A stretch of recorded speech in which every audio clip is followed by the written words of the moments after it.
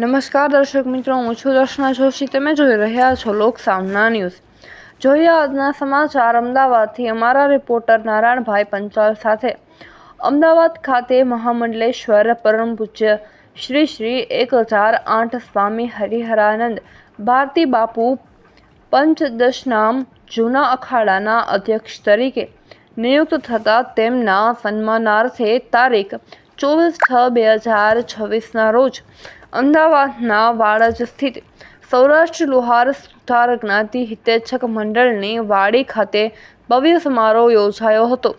સમાજના દાનવીર ભામાશા તથા ભારતીય આશ્રમ સાથે વર્ષોથી સંકળાયેલા પરસોત્તમદાસ પિત્રોડાના આયોજનમાં યોજાયેલા આ કાર્યક્રમમાં મુકેશભાઈ વિશ્વકર્મા, મનસુખભાઈ મકવાણા સહિત સમાજના આગેવાનો, વિવિધ મંડળો, રાજકીય આગેવાનો, મહિલા મંડળો, પત્રકારો અને મોટી સંખ્યામાં સમાજજનોએ ઉપસ્થિતિ રહી હતી.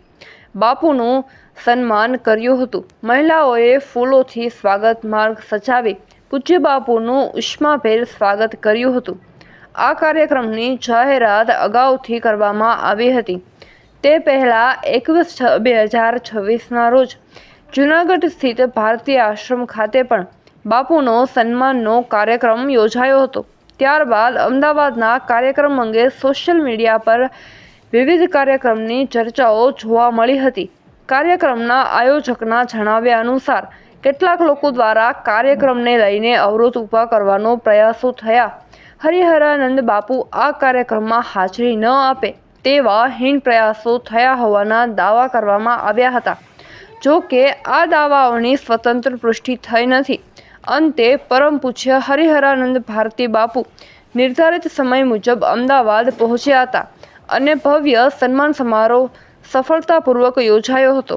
કાર્યક્રમ દરમિયાન પરસોત્તમદાસ પિત્રોડા દ્વારા ભારતીય આશ્રમ માટે ₹11 લાખ દાનની જાહેરાત કરવામાં આવી હતી, જેને ઉપસ્થિતોએ તાળીઓના ગડગડાટ સાથે વધાવી લીધી હતી.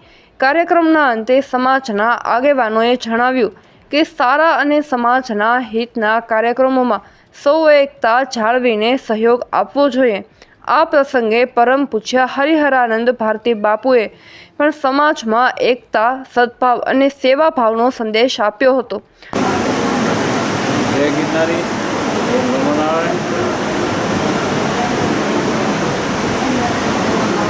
આજે રાય સમાજમાં સન્માન થાય તો કે યુવાન સમાજ પણ સન્માન કરે તો અહીંયા અમદાવાદ ખાતે અમારા દાસકાકા અને મુકેશભાઈ પંચાલ, ઋષિભાઈ ઠાકોર બધાએ થઈને એક આયોજન કર્યું. આ આયોજન સક્સેસ અને બીજા નંબરમાં કે ભાઈ બાપુ તમે અધ્યક્ષ વિનાશ ના કરાવે તો તમારું સન્માન કરો. સન્માનને યોગ્ય તો નહોતો, છતાંય સમાજે સ્વીકાર્યો એ બદલ મારો સમાજની ગુણી છે. સાથે સાથે મને ઈશ્વરની કૃપા, ગુરુ કૃપા હિ કેવલમ શિષ્ય પરમ મંગલમ, ગુરુ મહારાજની કૃપાથી મને આ હોદ્દો પ્રાપ્ત થયો.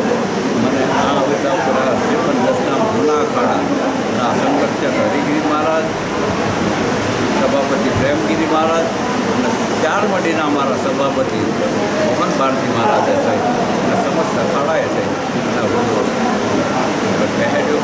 એમનો પણ આભારી છું. વસ્તુ જય ગિરનારી, લોક નમો નારાયણ અને સત્યતા સાથે હાલવું, સત્યના સાથ આપવું. બાપુ, આજે તમે પ્રમુખ બન્યા પછી પહેલી વાર આવું ભવ્ય સન્માન થયું તો એ બાપે શું કહેવા માગશે? ખૂબ મને આનંદ થયો કે પછી સન્માન જૂનાગઢ ભારતીય આશ્રમમાં પણ 18 વર્ષ સન્માન કર્યું તો દાસકાકાને અને મુકેશભાઈને વિચાર્યો અમારે તો ટ્રાય કરતા તો અમારે કરવું. આ કાર્યને રાખ્યું હું અમદાવાદ ખાતે. મને પણ ખૂબ આનંદ. બાપુભાઈ, મુકેશભાઈ અને દાસકાકા, અમારા વિજયભાઈ, પછી ભૂપેન્દ્રભાઈ બધાએ જોડાણ.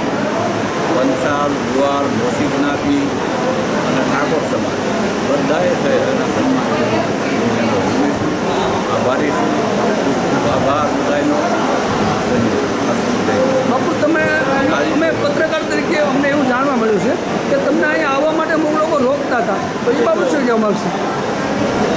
વાદ વિવાદની વાત એમનો માણસ નથી. વિવાદ જેને જે કરવું હોય કરતા હોય. જેને જે રીતે એવું શું કહેવું આપણને બતાવતા હોય, પણ બધા એક થઈ જાઓ, બધા એક દાતાને હાલો. મારી સમાજ અલગ નથી, સમાજ એક છે. દાસ કાકાના જ બધા માણસો છે. દાસ કાકાના બધાને પ્રેમ કરે છે. મુકેશભાઈ બધા પ્રેમ કરે છે અને બધા આ લોકોને પ્રેમ કરે છે. જ્યારે વિટમણાઓ દૂર થઈ છે અને હું વિટમણાઓ કોઈ પણ ભોગે દૂર કરીશ. એ પણ બાપુ આજે તમારી એટલી મોટી હસ્તી છે, આજે તમે બહુ મોટા પદ પર પહોંચ્યા છો, તો અમુક લોકો તમને અને આ સમયે બદનામ થાય એવા કાર્યો કરે છે, એનો શું સંદેશો આપવા માગશો? સાધુ અને બદનામ થાય કાર્ય કરતા હોય જેને જે ક્યાંક સન્માનમાં શીરોને પૂરી, ક્યાંક સન્માનમાં જાણી, ક્યાંક સન્માનમાં ગાળો ખાવી પડે, ક્યાંક સન્માનમાં મજૂરી વાળી, સૌ સર્વના કર્મ સૌ ભોગવે. આપણને હું લાભ આભાર બાપુ. ફરી મળીશું એક નવા સમાચાર સાથે. ત્યાં સુધી જોતા રહો લોક સામના ન્યૂઝ.